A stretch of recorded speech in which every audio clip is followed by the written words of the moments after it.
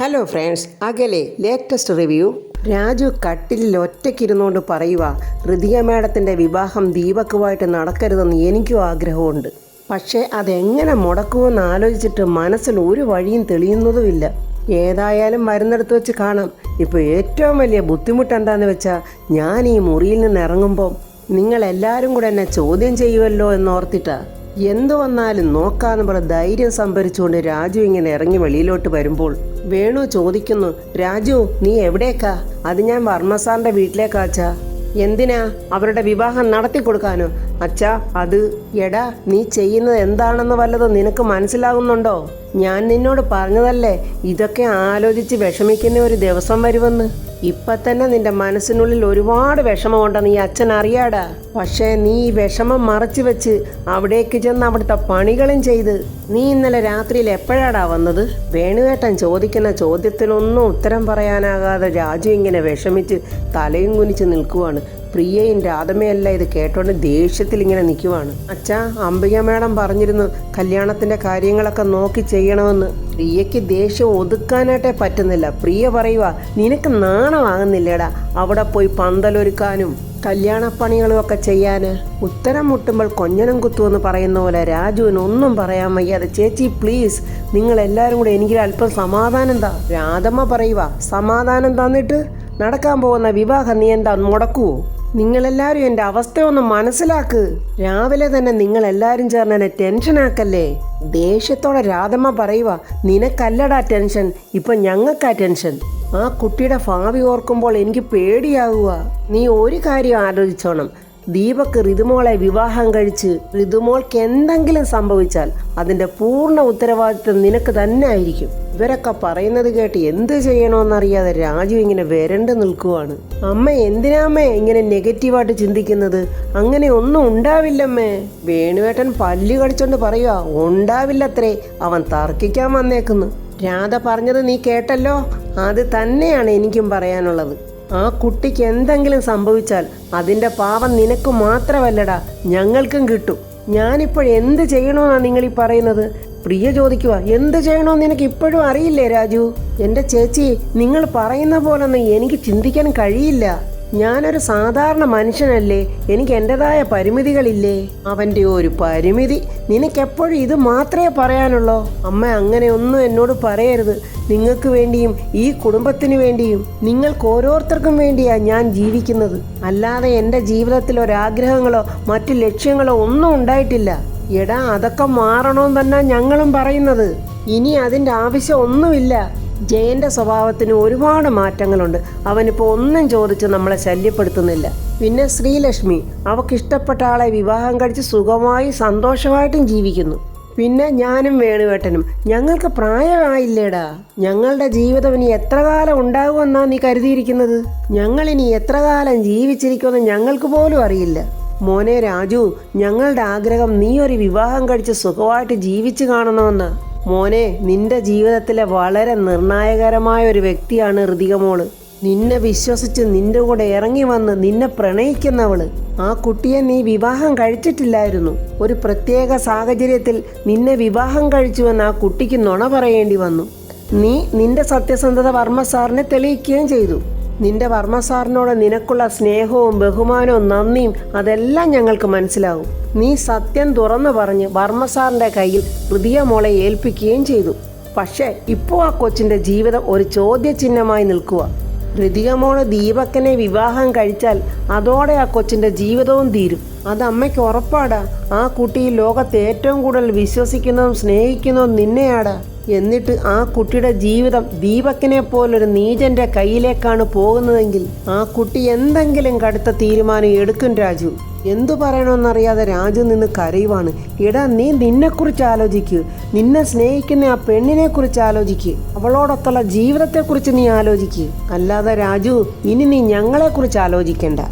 വേണുവേട്ടൻ പറയുക, രാധ പറഞ്ഞതുപോലെ തന്നെ എനിക്ക് ആരോഗ്യവും ആയുസ്സും ഉള്ളിടത്തോളം കാലം ഞാൻ എൻ്റെ ഭാര്യയും മക്കളെയും നോക്കിക്കോളാം. നീ ഇനി അതൊന്നും പറഞ്ഞ് ബുദ്ധിമുട്ടണ്ട രാജു. നിനക്ക് പറ്റുമെങ്കിൽ ഒന്ന് ചെയ്യടാ. ആ ഋതിക മേഡത്തിനെ വിളിച്ചുകൊണ്ട് വന്ന് എവിടെങ്കിലും പോയി ജീവിക്കടാ. ഏതായാലും വർമ്മ സാറ് നിന്റെ പുറകെ വരില്ല. പിന്നെ ആ അംബിക മേടവും ദീപക്കും അവര് നിന്റെ പുറകെ വരാതിരിക്കാൻ ഞാൻ നോക്കിക്കോളാടാ. അതിനുള്ള ഗട്ട്സൊക്കെ ഈ അച്ഛനുണ്ടടാ. അച്ഛനും അമ്മ ഇത് എന്തൊക്കെയായി പറയുന്നത്? ഇതൊന്നും ഒരു കാരണവശാലും നടക്കാൻ പോകുന്ന കാര്യങ്ങളല്ല. നിങ്ങളിങ്ങനെ ഓരോന്ന് പറഞ്ഞ് ഞാനത് ചെയ്യുമെന്ന് നിങ്ങൾ മനക്കോട്ട കെട്ടരുത്. ഇതൊന്നും ഒരിക്കലും നടക്കില്ല. അവർക്ക് എല്ലാവർക്കും കൂടെ അവനെ തല്ലിക്കൊല്ലണ്ട ദേഷ്യമുണ്ട്. പക്ഷെ എന്ത് ചെയ്യാനാ, അവൻ ഇങ്ങനെ ഒരു പൊട്ടനായി പോയല്ലോ. രാജു വന്നിട്ട് അവരോട് ചോദിക്കുക, അല്ല നിങ്ങളെന്താ ഡ്രസ്സ് മാറാൻ നിൽക്കുന്നത്? നിങ്ങളെന്താ വിവാഹത്തിന് വരുന്നില്ലേ? പെട്ടെന്ന് പോയി റെഡിയാകു. നിങ്ങളെ ഒരു ടാക്സി പിടിച്ച് വർമ്മ സാറിൻ്റെ വീട്ടിലോട്ട് വന്നാൽ മതി. അങ്ങനെ ഞങ്ങൾ വരുന്നില്ലടാ. അങ്ങനെ ഞങ്ങളുടെ ഋതിക മോളെ ആ വിവാഹ വേഷത്തിൽ കാണാൻ പറ്റില്ലടാ. രാധമ്മ പൊട്ടി കരയുവാണ്. നിന്റെ മനസ്സിന്റെ കട്ടിയൊന്നും ഞങ്ങൾക്കില്ല അച്ഛാ. അവര് നമ്മളെ ക്ഷണിച്ചതല്ലേ അച്ഛാ, പോകാതിരുന്ന മോശമല്ലേ? അച്ഛൻ അമ്മയെ പറഞ്ഞൊന്ന് മനസ്സിലാക്കിക്കേ. വേണുവേട്ടൻ പല്ലു കടിച്ച് കണ്ണും തുറിച്ചോണ്ട് പറയുക, എനിക്കങ്ങനെ ആരെയും പറഞ്ഞ് മനസ്സിലാക്കേണ്ട കാര്യമില്ല. രാധ പറഞ്ഞത് തന്നെയാണ് എനിക്കും പറയാനുള്ളത്. ഞങ്ങൾ ആരും ഈ വിവാഹത്തിന് വരുന്നില്ല. നീ പോയി വിവാഹം നടത്തി കൊടുക്കുകയോ മേഡത്തിനെ പിടിച്ച് ദീപക്കിനെ ഏൽപ്പിക്കുകയോ എന്താന്ന് വെച്ചാൽ അത് നിന്റെ ഇഷ്ടത്തിന് പോയി ചെയ്. ഞങ്ങളില്ല ഇനി അങ്ങോട്ടേക്ക്. അച്ഛൻ്റെ തീരുമാനം അത് തന്നെയാണോ? അത് തന്നെയാ. എന്നാ ചേച്ചിക്ക് എന്താ പറയാനുള്ളത്? എനിക്കും അത് തന്നെയാ. നീ എവിടേക്കാന്ന് വെച്ചാൽ അവിടേക്ക് പൊക്കോ. ഞങ്ങൾ എങ്ങോട്ടും വരുന്നില്ല. ശരി, എന്നാൽ അങ്ങനെ ആകട്ടെ എന്നും പറഞ്ഞ് രാജു പോകാൻ ഒരുങ്ങുമ്പോൾ പ്രതാപവർമ്മയുടെ കാർ അവിടെ വാതക്ക വന്ന് നിൽക്കുന്നുണ്ട്. ആ ഗേറ്റ് തുറന്ന് വളരെ സങ്കടത്തോടെ വരുന്ന പ്രതാപവർമ്മ സാറിനെ കണ്ടിട്ട് വേണുവേട്ടൻ പറയുന്നു, ദൈവമേ, വർമ്മ സാറല്ലയോ വരുന്നത്? രാധമ്മ പറയുക, അയ്യോ ഇന്ന് ഋതുമോളുടെ വിവാഹമായിട്ട് വർമ്മ സാർ എന്താ രാവിലെ ഇങ്ങോട്ട് വരുന്നത്? പ്രിയ പറയുക, അമ്മേ ഇനി ഋതിക മേഡത്തിൻ്റെ വിവാഹം ദീപക്കുമായിട്ട് വേണ്ടാന്ന് സാറും തീരുമാനിച്ച് കാണുമോ? നമ്മളോട് ചിലപ്പോൾ അതേക്കുറിച്ച് സംസാരിക്കാൻ വന്നതായിരിക്കുമോ? ഈശ്വര, അങ്ങനെ ആയിരിക്കണേ എന്നും പറഞ്ഞ് രാധമ്മ എല്ലാവരെയും വിളിച്ചോണ്ട് പുറത്തോട്ട് പോവുകയാണ്. വേണുവേട്ടൻ ഓടി വന്ന് ചോദിക്കുന്നു, വർമ്മ സാറേ, വിവാഹത്തിരക്കിനിടയിൽ എന്താ രാവിലെ ഇങ്ങോട്ട് പോകുന്നത്? ഞങ്ങൾ ക്ഷേത്രത്തിൽ വരെ ഒന്ന് പോയതാ. പ്രിയ ചോദിക്കുന്നു, സാർ എന്തെങ്കിലും സംസാരിക്കാനാണോ ഇങ്ങോട്ട് വന്നത്? അതേ പ്രിയെ, സംസാരിക്കാൻ വേണ്ടി തന്നെയാ വന്നത്. പക്ഷേ എനിക്കല്ല സംസാരിക്കാനുള്ളത്, വേറെ ആൾക്കാ. അയ്യോ, അതാർക്കാ സാറേ എന്നിങ്ങനെ രാധമ്മ ആകാംക്ഷയോടെ ചോദിക്കുവാണ്. നിങ്ങൾക്കൊക്കെ വളരെ വേണ്ടപ്പെട്ട ഒരാൾ നിങ്ങളോടൊപ്പം അല്ലേ കുറച്ചുനാൾ ഇവിടെ താമസിച്ചിരുന്നത്? അവൾക്കിപ്പോൾ രാധമ്മയെ കാണണം, വേണുവെങ്കിലിനെ കാണണം, അവളുടെ പ്രിയ ചേച്ചിയൊക്കെ കാണണമെന്നും പറഞ്ഞ് വാശിയായിരുന്നു. രാധമ്മ ചങ്കു പൊട്ടി കരഞ്ഞോണ്ട് ചോദിക്കുക, ആര്? ഞങ്ങളുടെ ഋതിക മോളോ? അതെ, ഞങ്ങൾ ക്ഷേത്രത്തിലോട്ട് പോയതായിരുന്നു. തിരിച്ചു വരുന്ന വഴി ഇവിടെ വന്ന് അവൾക്ക് രാധമ്മയെ നിങ്ങളെ എല്ലാവരെയും കണ്ട് അവൾക്ക് യാത്ര പറയണമെന്ന് എന്നോട് പറഞ്ഞു. അതുകൊണ്ട് ഞാനാ അവളെ ഇങ്ങോട്ട് കൂട്ടിക്കൊണ്ട് വന്നത്. അയ്യോ, എവിടെ? ഞങ്ങളുടെ ഋതുമോൾ എവിടെ എന്നിങ്ങനെ രാധമ്മ ചോദിക്കുമ്പോൾ പ്രതാപവർമ്മ ഉടനെ ഋതികയെ വിളിക്കുന്നുണ്ട്. ഋതിക കാറ് തുറന്ന് സങ്കടത്തോടെ ഗേറ്റിൻ്റെ അടുത്ത് നിൽക്കുവാണ്. ഋതികയെ കണ്ടതും വേണുവേട്ടന് ദേഷ്യം എരച്ചു വന്നിങ്ങനെ പല്ല് കടിച്ചുകൊണ്ട് രാജുവിനെ തന്നെ നോക്കുവാണ്. രാജുവിനാണെങ്കിൽ ഋതികയെ നോക്കി സങ്കടം കൊണ്ട് നേരെ നോക്കാൻ വയ്യാതെ കുനിഞ്ഞു നിൽക്കുവാണ്. പ്രിയയും വേണുവും രാധമ്മയെല്ലാം ചങ്കിടിപ്പോടെ പിങ്ങിപ്പൊട്ടി കരഞ്ഞോണ്ട് ഋതികയെ തന്നെ നോക്കുവാണ്.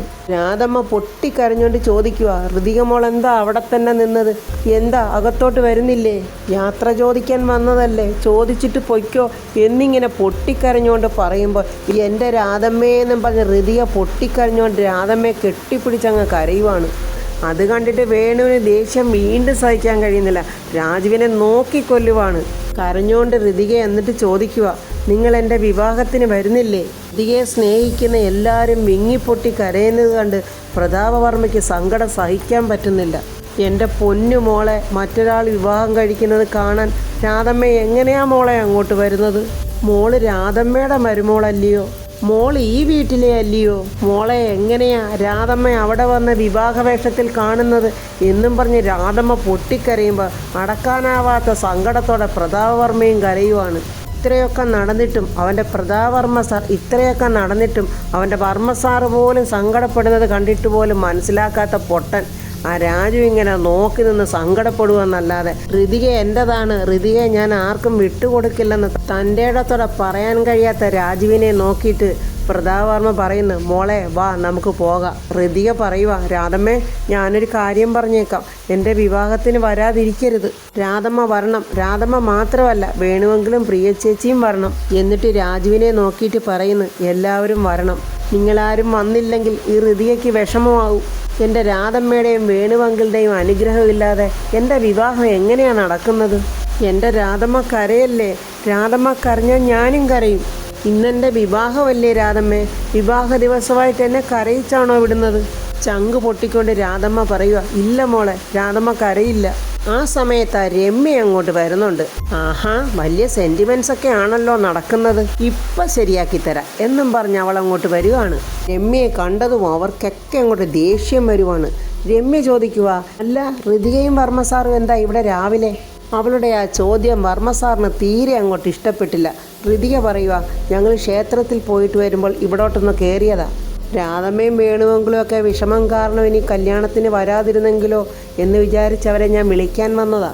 അതൊക്കെ ഞാൻ നോക്കിക്കോളാം ഋതികയെ, ഞാൻ ഇവരെ വിളിച്ചോണ്ട് വന്നോളാം. ഋതിക എന്തിനാ വെറുതെ ബുദ്ധിമുട്ടുന്നത്? ഇവിടുത്തെ കാര്യങ്ങളൊക്കെ നോക്കാൻ ഞാനില്ലേ ഇവിടെ? ഋതിക ധൈര്യമായിട്ട് പൊയ്ക്കോ.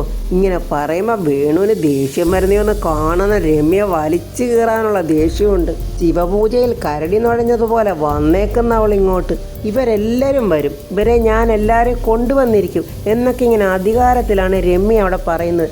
ഇത് വർമ്മ സാറിനും അങ്ങോട്ട് തീരെ ഇഷ്ടപ്പെടുന്നില്ല. വിവാഹ സമയത്ത് വേണുവങ്കിളിനോടോ രാധമ്മയോടോ പ്രിയ ചേച്ചിയോടോ സംസാരിക്കാൻ എനിക്ക് പറ്റിയില്ലെങ്കിലോ, അതുകൊണ്ടാണ് ഇവിടെ വന്ന് ഞാൻ യാത്ര ചോദിക്കുന്നത്.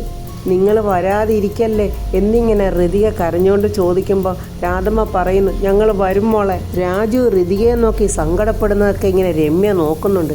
അവളിങ്ങനെ കലി പിടിച്ച് നിൽക്കുവാണ്. എങ്കിൽ ഞാൻ ഇറങ്ങട്ടെ രാധമ്മേ? പോകണ്ടെന്ന് പറയാൻ എനിക്ക് പറ്റുന്നില്ലല്ലോ മോളെ. അതിനുള്ള അവകാശം ഈ രാധമ്മയ്ക്കില്ലല്ലോ മോളെ. ആരുടെയും മുന്നിൽ തലകുനിക്കാത്ത പ്രതാപവർമ്മ ഇവിടെ തല കുനിച്ചു നിന്ന് സങ്കടത്തോടെ മോളോട് പറയുന്നു, ഋതികേ വാ നമുക്കിറങ്ങാം. ഇറങ്ങാൻ തുടങ്ങുമ്പോഴും പ്രതാപവർമ്മ രാജുവിനെ നോക്കുന്നുണ്ട്. ഇപ്പോഴെങ്കിലും ഇടാ മഹാഭാവി, നീ ഒന്ന് പറയടാ എന്നായിരിക്കും ആ മനസ്സിൽ. യജമാന ഭക്തിയുള്ള അനുസരണയുള്ള നായെപ്പോലെ അവനങ്ങനെ നോക്കി നിൽക്കുവാണ്. അങ്ങനെ ഹൃദയവേദനയോടെ ചങ്കുപൊട്ടി നിലവിളിച്ചുകൊണ്ട്, ആ ശബ്ദം ആരും കേൾക്കാതെ വാ പൊത്തിപ്പിടിച്ചുകൊണ്ട് ഋതികയും പ്രതാപവർമ്മയും അങ്ങനെ ആ പടി ഇറങ്ങുവാണ്. അപ്പോഴും നിറ കണ്ണുകളോടെ ഋതിക തിരിഞ്ഞു നോക്കുന്നുണ്ട്. രാജു ഓടി വന്ന് ഋതികയെ പോവല്ലേ എന്നും പറഞ്ഞ് കൈക്ക് പിടിക്കുമെന്നുള്ള നോട്ടമാണ് അവളുടേത്. ഋതികയും കൊണ്ട് പ്രതാപവർമ്മയുടെ കാർ അങ്ങോട്ട് നീങ്ങുമ്പോൾ രാധമ്മ രാജുവിനെ ഒരു നോട്ടം നോക്കുന്നുണ്ട്. സ്നേഹിച്ച പെണ്ണിൻ്റെ കണ്ണുനീര് മനസ്സിലാക്കാതെ അവളെ രക്ഷിക്കാതെ നോക്കി നിൽക്കുന്ന നീ പോയി ചത്തുകൂടേടാ എന്നുള്ള ഒരു നോട്ടമായിരുന്നു അത്. ചക്രവ്യൂഹത്തിൽ അകപ്പെട്ടവനെ പോലെ രാജു പ്രിയയുടെയും വേണുവിൻ്റെയും രാധമ്മയുടെയും നോട്ടത്തെ അഭിമുഖീകരിക്കാനാകാതെ കുനിഞ്ഞു നിൽക്കുവാണ്. അത് കണ്ടിട്ട് രമ്യയ്ക്ക് തീരെ സഹിക്കുന്നില്ല. അവൾ പറയുക, നിങ്ങളെന്തിനാ എല്ലാവരും കൂടി ഇങ്ങനെ രാജുവിനെ തുറച്ചു നോക്കുന്നത്? രാജുവിന് എന്ത് ചെയ്യാൻ പറ്റും? ഇതൊക്കെ വിധിയാണെന്ന് കരുതി അങ്ങ് സമാധാനിക്കുക, അല്ലാതെ നിങ്ങൾക്ക് വേറെ നിവർത്തിയില്ല. അവളിങ്ങനെ പറയുമ്പോൾ വേണുവേട്ടൻ പറയുക, രാധേ വാ വന്നൊരുങ്ങ്, ആ കുട്ടി പറഞ്ഞതല്ലേ നമുക്ക് വിവാഹത്തിന് പോകണം. വിഷമിച്ചു നിൽക്കുന്ന രാജുവിൻ്റെ തോളിൽ കൈയിട്ടുകൊണ്ട് രമ്യ പറയുക, രാജു ഇതൊന്നും കണ്ട് വിഷമിക്കണ്ട, ഇവരുടെയൊക്കെ ഈ വിഷമമേ കുറേ കഴിയുമ്പോഴങ്ങ് മാറിക്കോളും എന്നിങ്ങനെ പറയുമ്പോൾ അവളെ തള്ളി മാറ്റിയിട്ട് രാജു പെട്ടെന്ന് ബൈക്ക് സ്റ്റാർട്ട് ചെയ്ത് എവിടെയോ പോവുകയാണ്. പത്മാവതി കാറിലിങ്ങനെ വന്നുകൊണ്ടിരിക്കുവാണ്. പെട്ടെന്ന് ആ കാറിൻ്റെ മുന്നിലൊരു കാറ് കൊണ്ടുവന്ന് നിർത്തി. ആ കാറിൽ അംബികയാണ് ഇരിക്കുന്നത്. അംബിക പത്മാവതിയെ തടഞ്ഞ് പത്മാവതിയുടെ കയ്യിലിരിക്കുന്ന അംബികയുടെയും ദീപകിൻ്റെയും എതിരെയുള്ള തെളിവുകൾ പത്മാവതിയുടെ കയ്യിലുണ്ടെന്ന് അറിഞ്ഞുകൊണ്ടുള്ള വരവാണ്. അവൾ പത്മാവതിയെ തടഞ്ഞു നിർത്തി ആ തെളിവുകൾ വാങ്ങി നശിപ്പിക്കുമോ എന്നറിയില്ല. പത്മാവതി അംബികയെ അടിച്ചു മാറ്റിയിട്ട് ഋതികയുടെ കല്യാണം മുടക്കുമോ എന്നുള്ളതും നമുക്ക് അടുത്ത വീഡിയോയിൽ കാണാം. എൻ്റെ ഈ വീഡിയോ ഇഷ്ടപ്പെട്ടാൽ ലൈക്കും കമൻസും, സബ്സ്ക്രൈബ് ചെയ്യാത്തവർ സബ്സ്ക്രൈബ് ചെയ്യണേ.